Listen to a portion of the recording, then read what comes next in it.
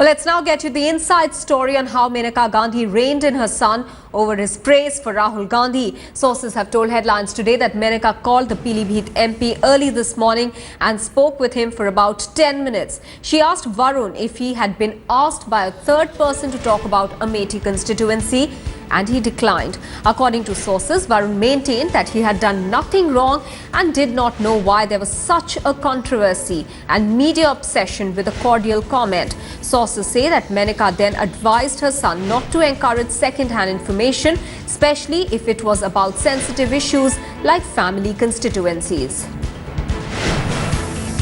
So Maneka Gandhi reining in her son, speaking with him over the phone for 10 minutes this morning and asking him if that query on Amethi was put up by a third party, to which Varun Gandhi replied saying no, after which Maneka Gandhi asked her son to refrain from commenting about family constituencies. She also asked him to verify facts before speaking, because according to Maneka Gandhi, and she stands by it, saying that there hasn't been much development in Amethi according to her. Shiv Arur, our deputy editor, is now joining us with more on this inside information. Shiv, it seems to be more of a mother's fight over there rather than the son's, because even now he seems to not agree perhaps with what Maneka Gandhi is trying to drive in.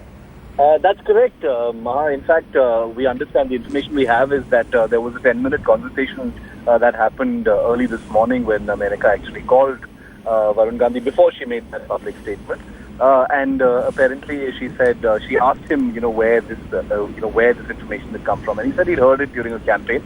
But there was no further, there was no reprimand or anything of that sort. Apparently, she said, these are the statements that are can be easily misinterpreted, and if you don't have direct first-hand knowledge, cease and desist from saying anything about Raebareli or Amethi of that kind. Our understanding from our sources is that Varun wasn't quite sure what he had done wrong, and he basically said that there is a media obsession about cordiality, and that the media is unable to report anything that's cordial because it's obviously so obsessed with hostility and acrimony during the political campaign. The conversation was actually left at that.